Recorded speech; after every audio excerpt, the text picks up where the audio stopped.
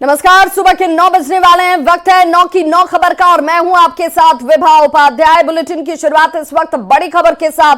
खबर अरवल से आ रही है, जहां शिक्षक पर छात्र की पिटाई करने का आरोप लगा है और वजह जानकर आपको और ज्यादा आश्चर्य होगा। होमवर्क नहीं करने पर छात्र की पिटाई इस कदर बेरहमी से की जाती है कि छात्र की आंख की रोशनी ही चली गई। सदर अस्पताल में इलाज प्राथमिक तौर पर किया गया और उसके बाद बेहतर इलाज के लिए छात्र को एम्स रेफर कर दिया गया है। विद्यालय के निदेशक और सहायक शिक्षक पर अब केस दर्ज हुआ है। पुलिस की तरफ से जांच शुरू कर दी गई है। नगर थाना क्षेत्र के उमेराबाद हिमालयन विद्यालय का ये मामला और अब कई गंभीर सवाल भी खड़े हो गए हैं। कानून को हाथ में लेने का अधिकार किसने दिया? छात्र की बेरहमी से पिटाई शिक्षक ने क्यों की? होमवर्क नहीं करने पर शिक्षक को इस तरह से पीटने का अधिकार किसने दिया? अब कई सवाल इस वक्त खड़े हो चुके हैं, लेकिन परिजनों का यह कहना है कि छात्र की आंख की रोशनी जा चुकी है। इसके लिए जिम्मेदार शिक्षक पर कार्रवाई क्या होती है? बच्चों को स्कूलों में भेजने से पहले अभिभावक डरेंगे। निदेशक और सहायक शिक्षक पर केस दर्ज किया गया है। उमेराबाद हिमालयन विद्यालय का यह मामला। होमवर्क दिए थे एक चैप्टर का फेयर बनाने के लिए, तो हम फेयर बना के नहीं आए थे क्योंकि मेरा तबीयत खराब था।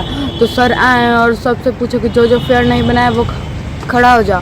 तो हाँ, हम लोग भी खड़ा हो गए। 2-3 और बच्चे थे, तो उसी में से मैं भी था। तो वो बोले और फिर गुस्सा में कहे ना कि तुम लोग सब मेरा बात नहीं ना मानता है, और रुको। फिर उसका 10 स्टिक से हाथ पे जल्दी मारने लगे, जिससे हमको आँख पे कस के चोट लग गया। और इस वक्त हमारे साथ राजेंद्र कुमार एसपी अरवल जुड़ चुके हैं। सर, चूंकि मामला बहुत गंभीर है, एक छात्र की इस कदर पिटाई की गई कि उसकी आंख की रोशनी जा चुकी है। इस वक्त शिक्षक या स्कूल को लेकर कार्रवाई की कोई शुरुआत? जी, इसमें निर्देश दिए जा चुके हैं कि अनुसंधान करके अग्रतर कार्रवाई की जाए। बच्चे के साथ मारपीट हुई है और प्राथमिकी भी दर्ज की गई है और आगे कार्रवाई जारी है।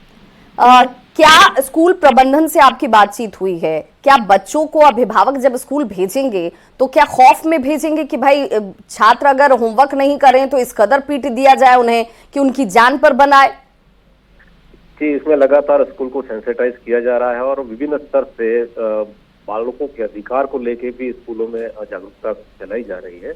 तो हमारा प्रयास है कि बच्चों को लेके स्कूल सेंसिटाइज रहे और इस तरह से अगर कोई गतिविधि होती है तो निश्चित रूप से उसमें हम लोग विधि सम्मत कार्रवाई करते हैं। बहुत बहुत शुक्रिया। राजेंद्र कुमार भील हमारे साथ जुड़े हुए थे, एसपी अरवल, जिनका सीधे तौर पर कहना था कि कार्रवाई की शुरुआत की जा चुकी है। उमेराबाद जिस स्कूल का ये मामला है, वहां पर अब अभिभावकों के लिहाज से भी तमाम चीजों को सुनिश्चित करने का प्रयास किया जा रहा है। और हमारे संवाददाता अनिरुद्ध भी हमारे साथ इस वक्त जुड़ चुके हैं। अनिरुद्ध, क्या आपके यहाँ इस स्कूल में पढ़ने वाले दूसरों बच्चों से बातचीत हो पाई है? क्योंकि अब आज के दिन की शुरुआत भी हो गई है। कल रविवार का दिन था, स्कूल बंद रहा होगा। सोमवार को एक बार फिर जब स्कूल खुला है, तो क्या इस तरह की घटना पहली बार हुई है? शिक्षक की मानसिक स्थिति को लेकर कोई जानकारी की? कोई इतना कैसे बच्चे को बेरहमी से पीट सकता है? जी देखिए, हमारी अमृत राज से बात हुई है। जो आपके जो बयान अमृत राज का स्पष्ट जाहिर है कि डरे हुए सहमे हुए हैं। निश्चित तौर पर जो प्रबंधन जो है इस बच्चे को जो है गाइडलाइन किया है कि इस तरह की घटना होने के बाद अपने परिजनों को नहीं बताना है। जैसे कि उनकी परिजने जो संजीत कुमार जो खुद ही शिक्षक हैं, सरकारी विद्यालय के शिक्षक है, उनका कहना है कि हमारे बच्चों को इस प्रकार की समझाई गई है। लेकिन ये जो घटना हुई है बिल्कुल निंदनीय है। जो अमृत राज साहब की घटना हुई है, जिस प्रकार से उनके जो गार्जियन है जो इलाज कराए हैं आपके एम्स में, उन्होंने एक रिपोर्ट दिखाया है जिसमें विजन और रेटिना का परेशानी दिखलाया है। विजन और रेटिना उनकी पूरी तरह से आंखों की रोशनी जो खत्म हो गई है। डॉक्टर का कहना है कि लगातार उनका इलाज किया जाएगा, लेकिन ये असंभव दिखाया गया है कि उनकी पुनः जो है इलाज के बाद उनकी रोशनी लौटेगी कि नहीं, ये असंभव दिखाया गया है। तो जैसे कि संजीत सिंह जो है उनके पिताजी का कहना है, हमारी बात भी विद्यालय में, आज विद्यालय खुली है हिमालयन पब्लिक स्कूल, कई बच्चों से बात भी हुई है। जैसे ही खबर आग की तरफ फैली, उनके अभिभावक डरे समय है, खास करके बच्चों भी डरे समय है। जितनी भी घटना का निंदा किया जाए काफी है। हालांकि सीडब्ल्यूसी भी इस मामले को संलिप्तता में लिया है। प्रथम श्रेणी न्यायिक मजिस्ट्रेट का पावर होता है सीडब्ल्यूसी में कि धारा 30 क्लोज 12 के तहत से कार्रवाई करे। तो सीडब्ल्यूसी में भी इस तरह का आरोप जो है उनके परिजनों के द्वारा लगाई गई है। हालांकि शिक्षा विभाग ने भी गाइडलाइन जारी किया है कि बच्चों को किस तरह से व्यवहार करनी चाहिए था, मार्गदर्शिका भी जारी किया गया है। इसके बावजूद भी इस प्रकार की घटना होना कहीं न कहीं इसमें शिक्षकों की मानसिक स्थिति भी ठीक है, कहीं न कहीं ये जो शिक्षा विभाग की गाइडलाइन को अवहेलना किया जा रहा है। बिल्कुल, बहुत बहुत शुक्रिया अनिरुद्ध इस तमाम जानकारी के लिए।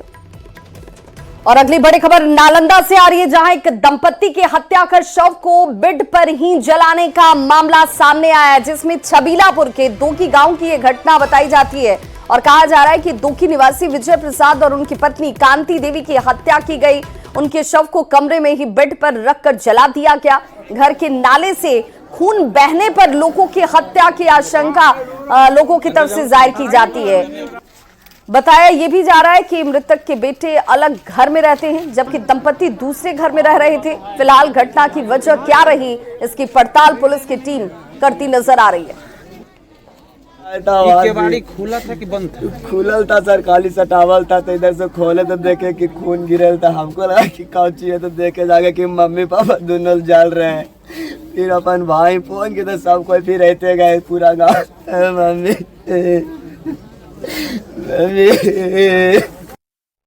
वहीं आरा से बड़ी खबर है, आपसी झगड़े में मासूम की हत्या कर दी गई है। मां और बेटे की पटक पटक कर हत्या की गई है। इलाज के दौरान बच्चे की मौत हो चुकी है। घटना के बाद परिवार में कोहराम मच गया। दिल्ली के पंजाबी बाग के रहने वाले बताए जा रहे हैं, जहां पर आरा स्टेशन के प्लेटफॉर्म नंबर 1 की यह घटना है। मां ने बेटे की पटक पटक कर हत्या कर दी। 2.5 महीने के बच्चे की हत्या की जाती है, और वो भी मां की तरफ से। इलाज के दौरान बच्चे की जान भी जा चुकी है।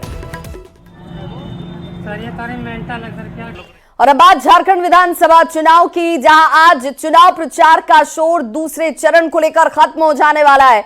आज शाम ये प्रचार का शोर थम जाएगा। 20 नवंबर को दूसरा और अंतिम चरण, जब 38 सीटों के लिए मतदान होंगी। 38 सीट के 14,218 बूथों पर वोटिंग होती नजर आएगी। और 23 नवंबर वो तारीख है जब नतीजे सामने होंगे। झारखंड का आदेश क्या होगा ये सब जान पाएंगे, लेकिन 20 नवंबर को जब दूसरा और अंतिम चरण है, उसके लिए आज प्रचार का शोर शाम होते थम जाने वाला है।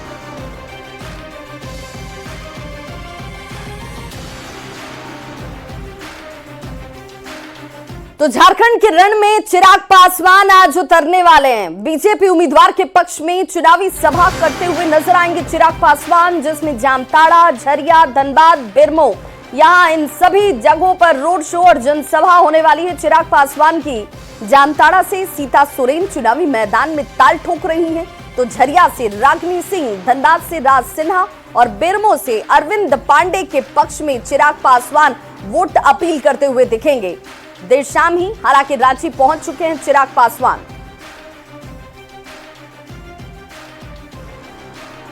तो रांची एयरपोर्ट की यह तस्वीर इस वक्त आपके टीवी स्क्रीन पर। जैसे ही चिराग पासवान पहुंचे, उनके स्वागत के लिए यहां पर बीजेपी के कार्यकर्ता हो, पार्टी के नेता हो, तमाम लोगों की मौजूदगी नजर आई। और आज ताबड़तोड़ कई चुनावी सभाएं जो हैं चिराग पासवान करते दिखेंगे।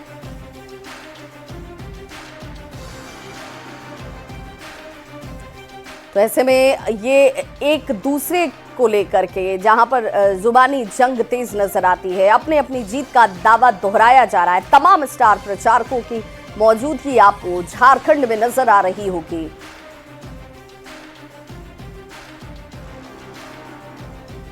तो चुनावी सभा चिराग पासवान की, जहां पर चिराग पासवान झरिया में हुंकार भरते नजर आएंगे।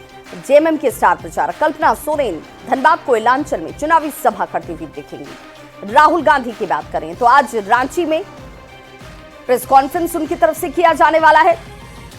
योगी आदित्यनाथ यूपी के मुख्यमंत्री साहिबगंज में हुंकार भरते दिखेंगे।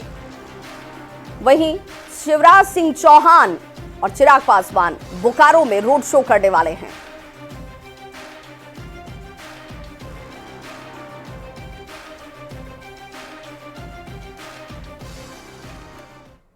और अब बात दिल्ली एनसीआर में वायु प्रदूषण के असर की, जो इस वक्त खतरनाक स्थिति तक पहुंच चुका है। देश की राजधानी दिल्ली गैस चैम्बर में तब्दील हो गई है। कल दिल्ली का AQI 441 के करीब पहुंच गया। ये इस सीजन का सबसे ज्यादा AQI अभी तक दर्ज किया गया है। और कोहरे स्मॉग की चादर से पूरी दिल्ली और एनसीआर आपको ढकी नजर आ रही होगी। इसे देखते हुए वायु गुणवत्ता प्रबंधन आयोग ने ग्रेड 4 नियम आज सुबह 8 बजे से लागू कर दिया है। भारी गाड़ियों के आवागमन की अब पाबंदी रहेगी। हालांकि जरूरी सामान वाले ट्रकों को प्रवेश की अनुमति दी जाएगी। सरकारी और निजी ऑफिस में 50% कर्मचारियों के लिए घर से काम करने के निर्देश भी जारी कर दिए गए हैं। दिल्ली में स्कूलों में बच्चों के लिए अब ऑनलाइन क्लासेस की व्यवस्था कर दी गई है। बच्चों को स्कूल आने की आवश्यकता नहीं है और ये तमाम एहतियाती कदम उठाए गए हैं इस वक्त प्रदूषण के असर को देखते हुए। इस मसले पर आज सुप्रीम कोर्ट में भी अर्जेंट सुनवाई जो है होने वाली है।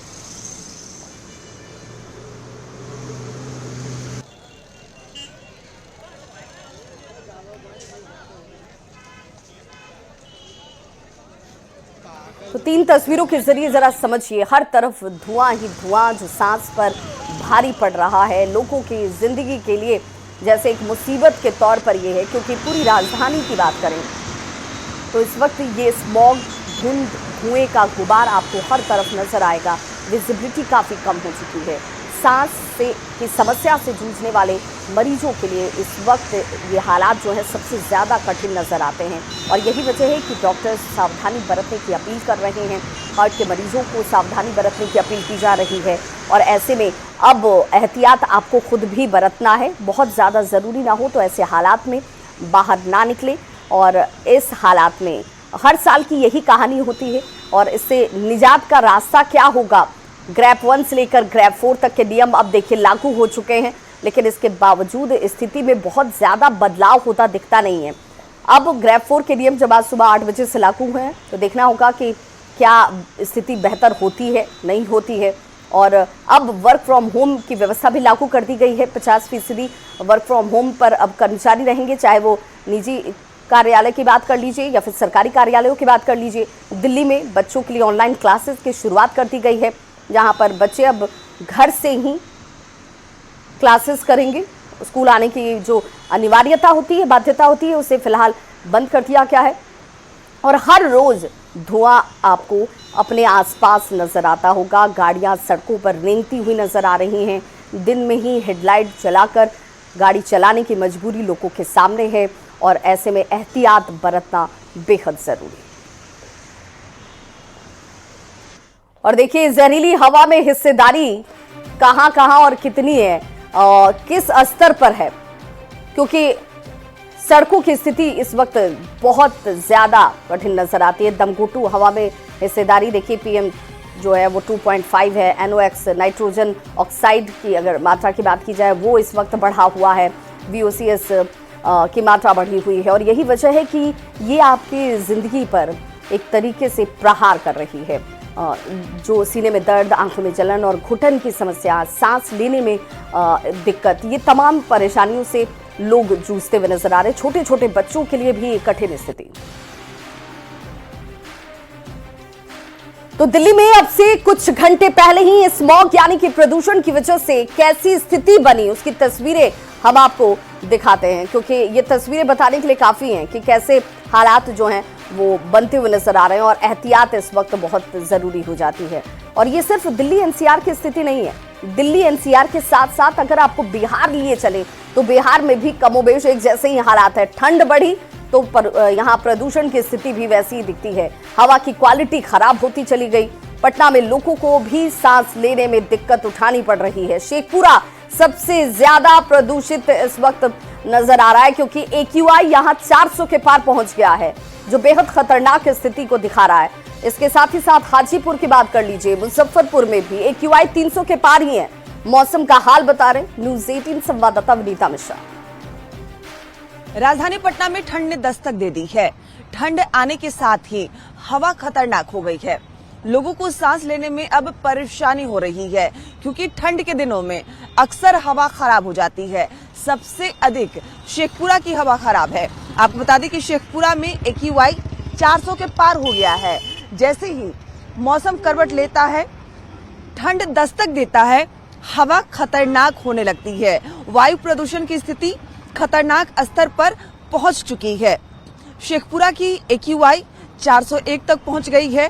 वहीं शहर के राजवंशी नगर के इलाके में वायु प्रदूषण की स्थिति 350 AQI है।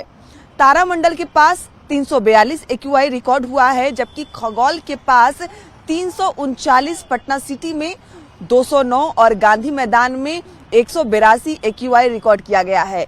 यानी अगर हम पटना की बात करें तो पटना में शेखपुरा की स्थिति सबसे खराब है, जहां AQI 400 के पार पहुंच गया है। आपको बता दें कि वेटनरी जो कॉलेज है वहां पर जो निर्माण कार्य चल रहा है उसके कारण भी वायु की गुणवत्ता खराब हो रही है।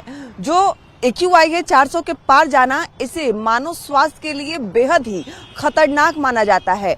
इसके अलावा शहर के विभिन्न इलाकों में निर्माण कार्य के कारण भी AQI लगातार बढ़ रहा है। हालांकि प्रदूषण नियंत्रण परिषद की तरफ से साफ तौर पे कहा जा रहा है कि जहां भी निर्माण कार्य चल रहा है वहां पर ग्रीन पर्दे का इस्तेमाल करें, यही उपाय वायु की गुणवत्ता को ठीक कर सकता है। इसके साथ ही साथ आम लोगों से मास्क लगाने की भी अपील की जा रही है, क्योंकि जिस तरीके से वायु की गुणवत्ता खराब हो रही है, वैसे में सांस लेने में लोगों को परेशानी हो रही है। लोगों के लिए ये वायु बेहद ही खतरनाक मानी जा रही है। और सिर्फ पटना का ही हाल ही ऐसा नहीं है, बल्कि हाजीपुर, मुजफ्फरपुर में भी AQI 300 के पार है। कैमरामैन अमित के साथ विनीता मिश्रा, न्यूज 18 पटना। वहीं मणिपुर में हिंसा के हालात पर आज गृह मंत्री अमित शाह एक अहम बैठक करने वाले और इस बैठक में मणिपुर के आला अधिकारी और गृह मंत्रालय पूर्वोत्तर मामलों की देखरेख कर रहे वरिष्ठ अधिकारियों की मौजूदगी होगी। इस बैठक का मुख्य मकसद जो है वो राज्य में शांति बहाली का खाका किस तरीके से तैयार किया जाए, उससे जुड़े हुए महत्वपूर्ण बिंदुओं पर जल्द निर्णय लिया जाए। इस दृष्टिकोण से खास माना जा रहा है इस बैठक को। गृह मंत्री अमित शाह की अध्यक्षता में होने वाली इस बैठक में मणिपुर की शांति बहाली की व्यवस्था से जुड़े केंद्र और प्रदेश सरकार से जुड़े सारे आला अधिकारी इसमें आपको नजर आएंगे। पहले रविवार को गृह मंत्री अमित शाह ने अपने राजनीतिक कार्यक्रमों को रद्द करते हुए मणिपुर की शांति व्यवस्था से जुड़ी एक अहम बैठक की थी।